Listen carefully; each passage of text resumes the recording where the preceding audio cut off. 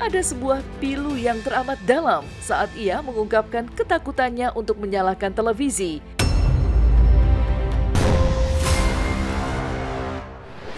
Setelah selesai sholat Id, saya ingin orang pertama yang datang ke makam. Yang terlintas sama di pikiranku ya nama ibuku.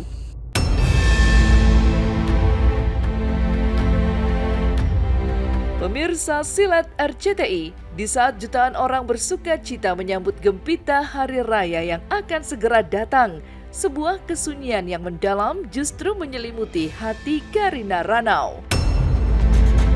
Lebih dari 100 hari sudah berlalu sejak kepergian sang suami Epy Kusnandar Desember 2025 lalu, namun luka di hati Karina seolah masih basah dan tak kunjung mengering.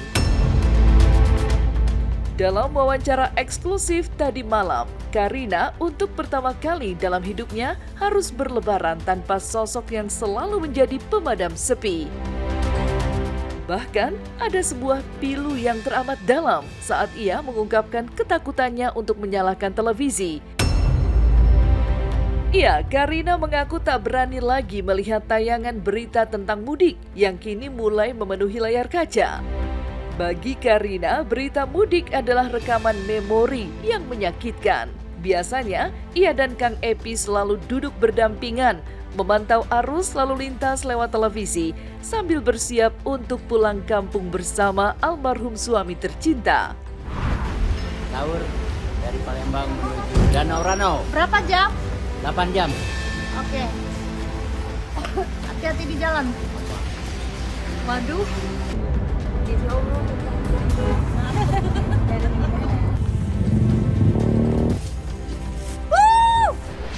Pasti ada perbedaan yang sangat-sangat berbeda sekali dengan tahun-tahun kemarin.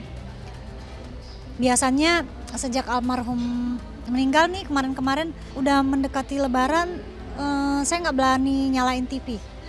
Takut sama berita mudik.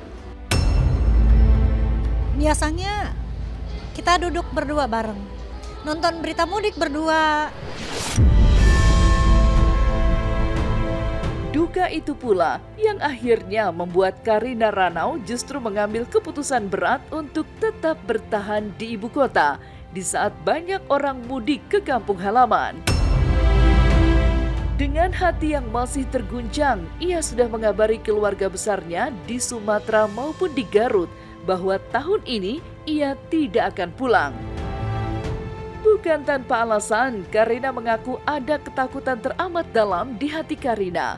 Ia takut rasa rindunya akan semakin menyakitkan dan tak bisa ke makam sang suami di saat momen fitri tiba. Aku takut nggak kuat. Aku bilang sama ibu sama bapak di kampung, untuk kali ini izinkan saya untuk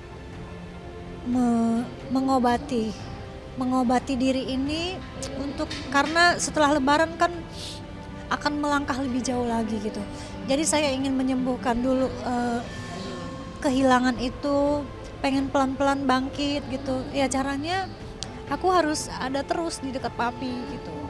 Ya udah akhirnya nggak pulang. Meski dirinya memilih untuk tetap dalam kesunyian, Karina tak ingin menghalangi kebahagiaan para karyawannya. Dengan berat hati namun penuh keikhlasan, ia melepas para karyawannya untuk pulang ke kampung halaman masing-masing. Namun sebelum berpisah untuk lebaran, Karina mengajak seluruh karyawannya untuk berziarah ke makam Kang Epy dan berbuka puasa bersama.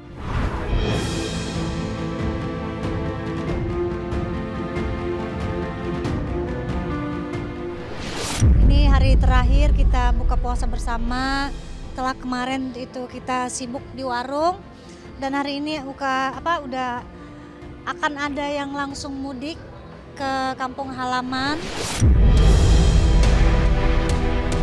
Namun di balik keputusannya untuk tidak mudik, terungkap sebuah rencana yang sangat mengejutkan sekaligus mengiris hati siapapun yang mendengarnya. Tak ingin membiarkan sang suami sendirian di hari raya, Karina berencana layaknya open house di kuburan dengan membawa makanan, bahkan ketupat kesukaan Kang Epi dari pagi buta hingga matahari terbenam. Saya bilang, kita lebaran di sini aja nggak apa-apa ya. Kita nemenin papi. Iya. Kita nggak pulang. Aku ikut aja bunda, gimana, yang penting bunda bahagia, katanya gitu. Setelah selesai sholat id, saya ingin orang pertama yang datang ke makam. Saya mau sebelum orang-orang datang, saya sudah datang. Dan saya akan pergi kalau orang-orang sudah pergi gitu. Jadi saya nggak mau ninggalin dia sendirian di sana. Mau, kalau bahasa ininya open house lah mungkin saya di sana. Saya mau bawa tikar, saya bilang Kyu, bunda bawa tikar ya. Sama bawa makanan kesukaan papi. Ya biasanya dia makan ketupat. Ya seperti pada umumnya. Cuman dia suka masakan saya kayak sop sop tulang katanya gitu. Yang biasa dia kalau pagi-pagi habis sholat id makan.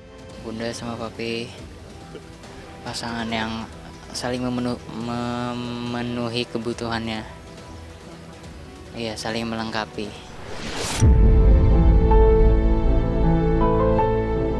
Sambil menahan isak tangis, Karina Ranau kembali terlempar pada memori manis di masa lalu.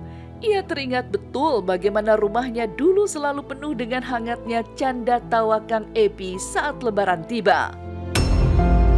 Namun, keputusan Karina untuk terus mendatangi makam bahkan sampai malam hari hingga berencana mengadakan open house di sana mulai mendapat pertanyaan miring dari netizen hingga orang-orang terdekat, termasuk ibu kandungnya sendiri. Bagi Karina, ia tidak peduli jika dunia menganggapnya gila atau tidak logis.